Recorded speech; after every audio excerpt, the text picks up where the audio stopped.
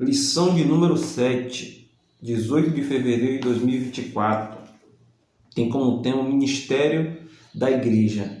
Você que nos acompanha, tá?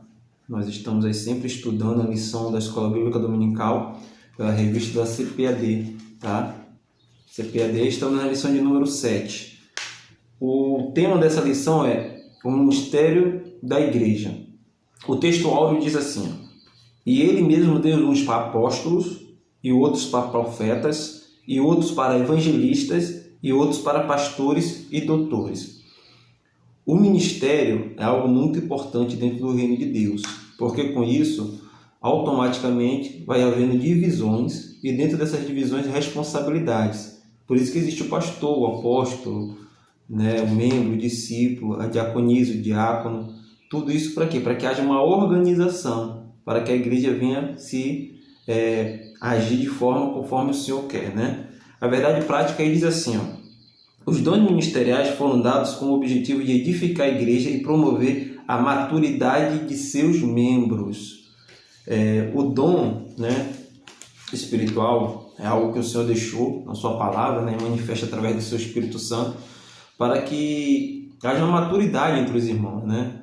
Infelizmente, nós observamos que em algumas situações muitos líderes não estão agindo com maturidade, né? Alguns estão credibilizando mais os dons, né?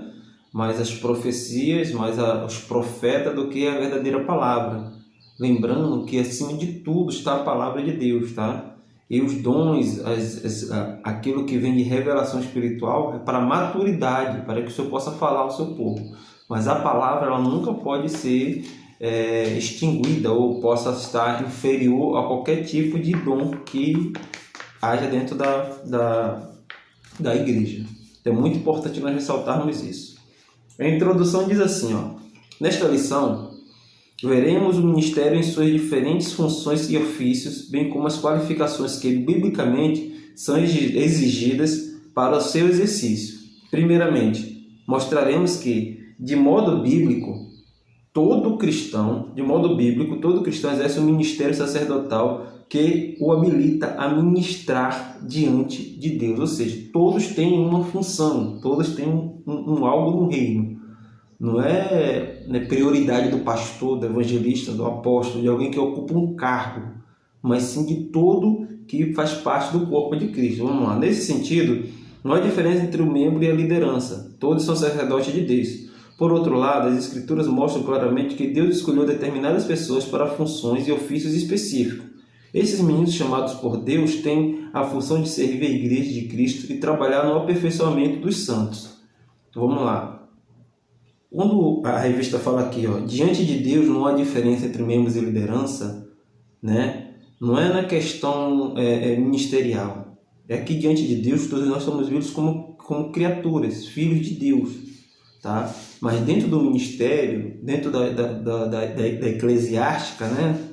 Do termo eclesiástico, há diferença, porque senão todos seriam pastores, todo mundo seria mestre. Então cada um tem a sua diferença, a sua particularidade, entendeu? Tem muitas pessoas que são chamadas para ministrar, mas não sabem ensinar, não sabem instruir. Então há uma série de fatores que nós temos que observar, e dentro dessa observação nós podemos tirar umas conclusões óbvias, tá?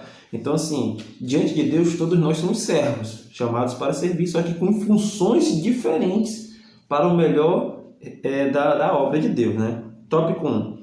O ministério sacerdotal de todo crente. 1. O sacerdócio do Antigo Testamento. A prática do sacerdócio é bem antiga entre os hebreus. Ela saiu da esfera familiar para se tornar uma complexa prática cerimonialista. Dessa forma, a evolução do sacerdócio na antiga aliança como segue. 1. No princípio, quando surgiu a necessidade de se oferecer sacrifício, os cabeças das famílias eram seus próprios sacerdotes. Ou seja, nem todo mundo vai fazer tudo dentro do ministério. Há funções para pessoas específicas. Então nós temos que ter essa sabedoria e esse entendimento. Nem todo mundo pode fazer tudo. Cada um vai estar dentro, designado aquilo que tem que ser feito. Vamos lá. Número 2. Assim, na era dos patriarcas, né, encontramos o chefe da família exercendo essa função. 3. Israel, como nação, foi posta como sacerdote para outros povos, ou seja, Israel foi sacerdote de que forma? Ensinar os outros povos. Quando a nação sai do Egito, Deus fala bem claramente, né, que Ele quer santidade ao Senhor, que Ele quer que as pessoas não imitem deuses estranhos, não criem outros deuses diante dEle, e o maior de tudo, que Deus queria que Israel fosse modelo para todas as nações, ou seja, as nações teriam que querer ser igual a Israel. Mas se você for observar no decorrer da caminhada do que vai acontecendo, você observa que, na verdade, Israel que quis fazer como os outros deuses, os outros povos faziam, né? Observamos isso quando eles pedem um rei a Samuel e recai sobre Saul. Então, automaticamente, né, nós vemos que Israel queria, entendeu? Quando Deus, na verdade, era aquele que liderava Israel, entendeu? Então, assim, nós temos que analisar um pouco essa questão, porque Deus, de fato, quer que nós venhamos a influenciar e não ser influenciado por esse mundo. O número 4 diz assim, no Monte Sinai, o Senhor limitou a prática sacerdotal à família de Arão e à tribo de Levi. Aqui nós já começamos a observar que Deus começa já a dar limites, né? Começa a especificar tribos, cada função de uma, quem ia ser sacerdote, caiu sobre quem? Arão e a tribo de Levi, que faziam só aquelas funções, tá? O número 2 diz assim, do tópico 1, uma doutrina bíblica confirmada no Novo Testamento. O Novo Testamento apresenta o sacerdócio da Antiga Aliança como um tipo de Cristo, que operou o derradeiro sacrifício pelos pecados do povo. Assim, não mais uma família, tribo ou nação é detentora do sistema sacerdotal. Agora, é a igreja que constitui o sacerdote universal de todos os crentes. Logo, se debaixo da Antiga Aliança o sacerdote era um ministro do culto, agora, sob a Nova Aliança, como sacerdotes, oferecemos o próprio corpo em sacrifício vivo, ministramos o louvor como fruto de nossos lábios, intercedemos pelos outros, proclamamos as virtudes daquele que nos chamou das trevas para a sua maravilhosa luz e mantemos comunhão direta com Deus. Você já deve ter ouvido, né, que antigamente havia o véu do templo que dividia, né, a Arca da Aliança com o sacerdote, né? E sendo que só o sacerdote se dirigia a Deus, ou seja, era o sacerdote era o sacerdote que trazia as queixas, as perguntas, as dificuldades do povo a Deus, e Deus ali respondia.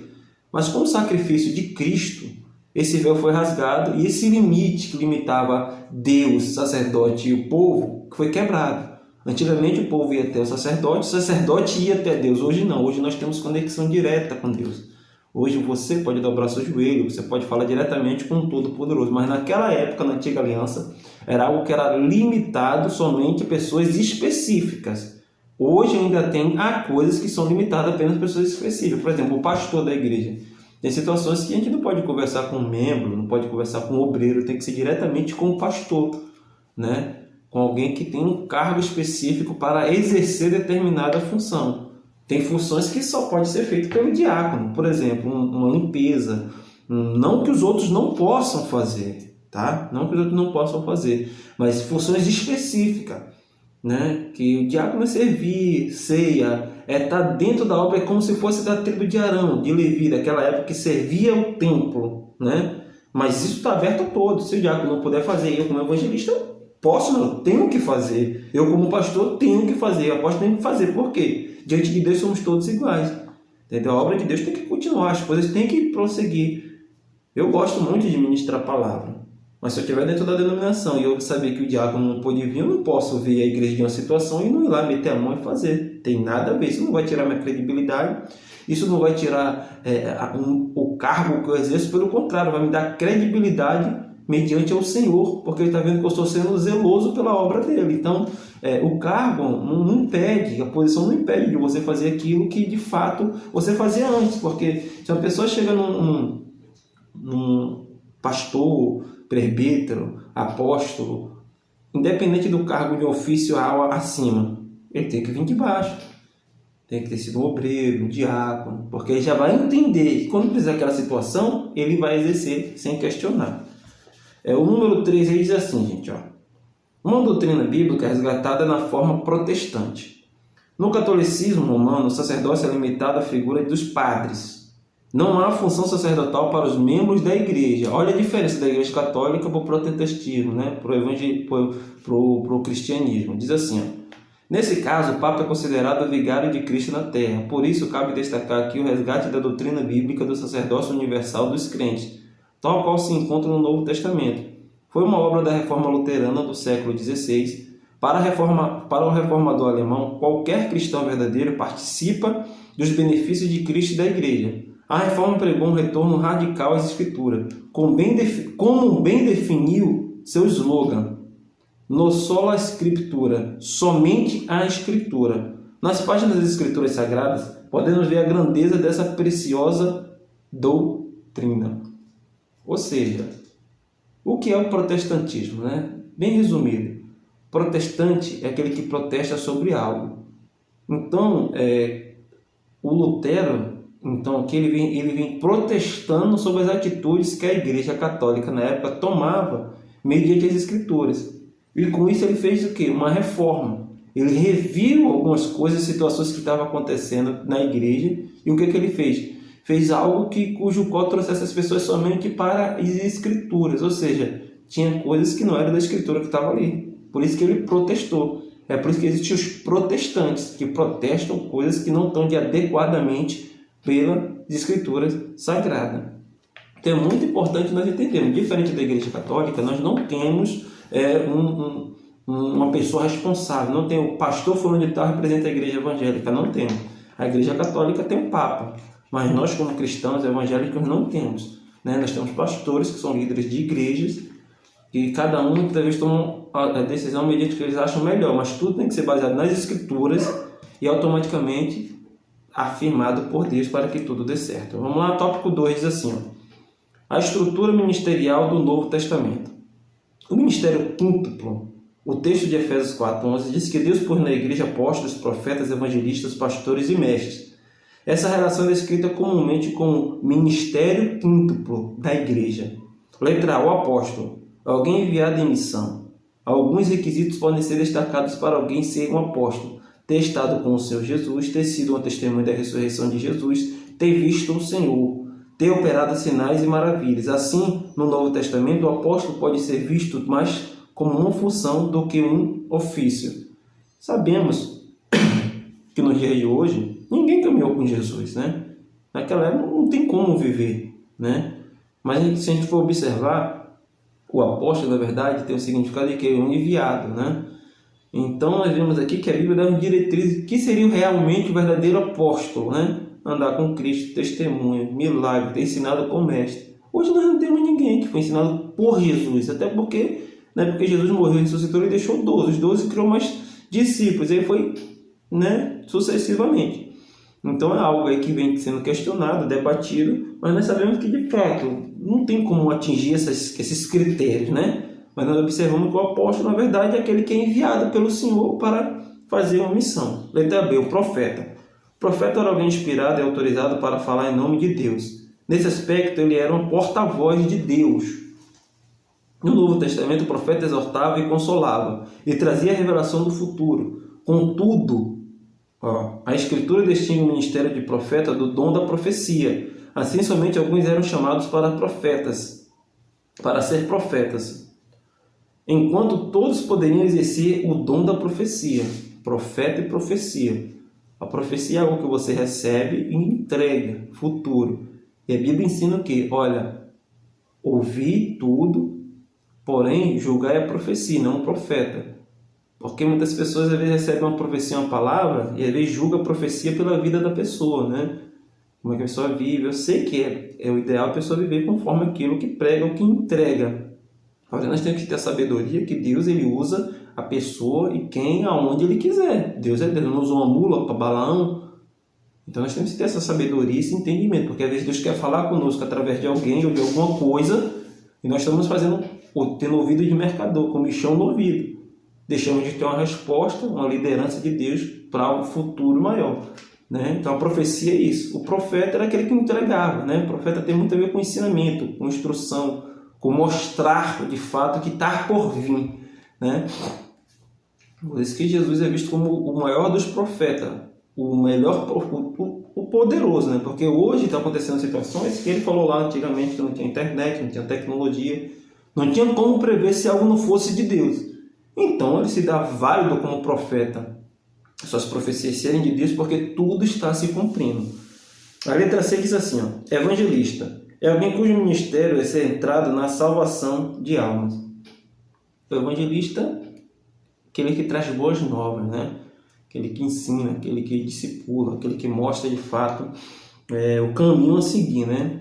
E a maior concentração do evangelista é a salvação, é a pregação do evangelho, é o enviar, é o ensinar, é o mostrar o caminho a seguir pelo reino de Deus.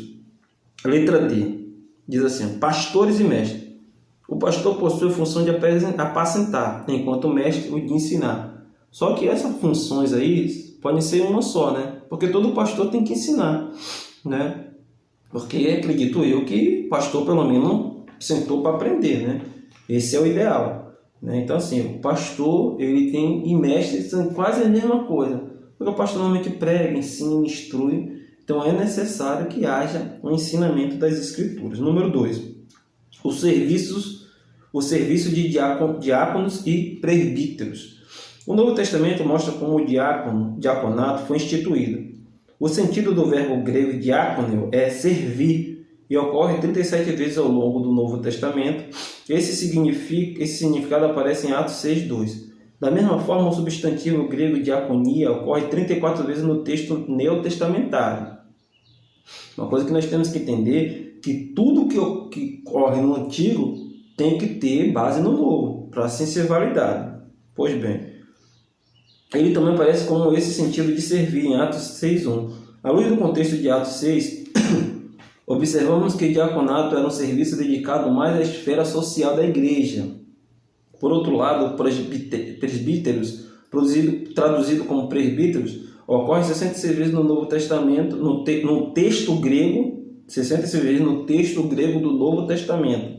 Em Atos 14:23, o termo é usado para se referir aos anciãos que presidiam as igrejas. Esse mesmo sentido é usado por Lucas em Atos 20:17, quando Paulo se encontra com o presbitério de Efésios. Dessa forma, o presbítero era alguém que supervisionava, presidia ou ainda exercia alguma função pastoral. Diácono servir, presbítero já estava mais próximo do cargo de pastor. Na ausência do pastor, o presbítero assume.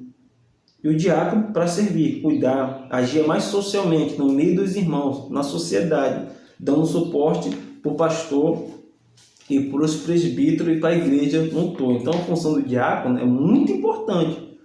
Todos nós, independentemente da função de diaconato, diante da função de presbítero, de evangelista, de apóstolo, somos todos diáconos, porque temos que estar sempre prontos a servir. Entendeu? Essa é a função que o próprio Jesus veio à Terra e ensinou. Ele mesmo falou, eu vim para servir e não ser servido. E serviu com excelência, morreu, ressuscitou e até hoje ainda serve. Que ele mesmo falou o quê? Olha, eu vou à direita do Pai e interceder por vós, preparar uma moradia. Então, não pensa que Jesus simplesmente veio e fez e acabou, não. Ele criou a situação, mostrou como é que se faz e até hoje intercede por nós. Número 3. As qualificações para o ministério. Qualificações de natureza moral. O apóstolo Paulo expõe as qualificações para o exercício ministerial das suas cartas pastorais. Aqui listamos apenas algumas delas. Olha, a moralidade não é de qualquer jeito. 1. Não apegado ao dinheiro, ou seja, não avarento. Ser irrepreensível, ou seja, alguém que não possua nenhuma acusação válida, o que não significa ausência de pecado, mas uma vida pessoal ilibada, acima de qualquer acusação legítima e de algum escândalo público, ou seja, tem uma questão moral, né? Pessoas que estão envolvidas em muito escândalo, em muitas situações, desde que sejam provadas, porque sabemos que o inimigo ele usa de todos os meios para envergonhar os da fé, né? Você pode ver que a Bíblia diz que Paulo chega em uma determinada região e 2 mulheres, a Bíblia bem claro, e mulheres de índoles boa, ou seja, pessoas que não tinham que se queixar, acusam Paulo. Para quê? Para degrinir. Então o inimigo ele tem necessidade também. Por isso nós temos que ter sabedoria para ver se as acusações são válidas. Se não são válidas, tem que ser descartadas e nós temos que prosseguir com o reino de Deus. Número 2 aí do tópico 3. Qualificações de natureza social. Ao longo das cartas pastorais, verificamos também a necessidade de qualificações na natureza social, tais como: o aspirante ao ministério não pode ser soberbo, isto é, arrogante e orgulhoso. Uma pessoa de difícil convívio social, alguém que, devido à sua soberba, mantém-se obstinado em sua própria opinião, age com teimosia e arrogância. O aspirante também não pode ser irascível, truculento, violento, aquele que possui um temperamento mais colérico, uma pessoa que não pensa duas vezes antes de agir de forma descontrolada contra o outro, desqualificando-o para ser ministro do Senhor. Que já começa a muita gente aí perder posicionamento, porque tem pessoas que é uma bênção orando, é uma bênção pregando, uma maravilha, né? Mas quando fala em questões pessoais dele, precisa melhorar e muito, e buscar no Senhor e ajuda com pessoas qualificadas para simplesmente fazer o quê? Melhorar como pessoa, porque o Evangelho é para isso, é para nós melhorarmos como pessoa, melhorarmos com Deus e, acima de tudo, com o próximo. Esse é o verdadeiro sentido do Evangelho. Tem muita pessoa que é muito bom na palavra, é muito bom na oração, mas infelizmente como pessoa, pessoalmente, precisa melhorar muito. Todos nós estamos em uma constante transformação, mas é necessário que cada dia nós devemos rever o que nós erramos ontem, não errar hoje, e o que nós erramos hoje, não errar amanhã, para que nós possamos ser, de fato, herdeiros do céu. Número 3. Qualificação para o ministério. De acordo com as cartas pastorais, podemos afirmar que há qualificações claras para o exercício do ministério da Igreja de Cristo. Nesse sentido, os ministros do corpo de Cristo têm como requisitos inegociáveis para o exercício do ministério as qualificações morais e sociais conforme estudados aqui. Ou seja, gente, não pode ser qualquer um de qualquer maneira. Tem que haver um critério, tem que saber se a pessoa está classificada, se a pessoa está qualificada, né, para estar naquele cargo ali, senão fica difícil. Já pensou alguém que dá aula na escola do não sabe nem ler? É lógico, né? Mas nós vamos ter que entender isso aí de melhor forma. A conclusão diz assim, ó. Nesta lição vemos o ministério sob diferentes aspectos. Vimos que a doutrina do sacerdócio universal dos crentes é inteiramente bíblica. Todo crente tem o privilégio de apresentar a si mesmo e outros diante de Deus, sem a necessidade de mediadores terrenos. Vimos também que Deus pôs na igreja alguns para o exercício de determinadas funções específicas. Esses ministérios devem ser vistos como dons de Deus à igreja.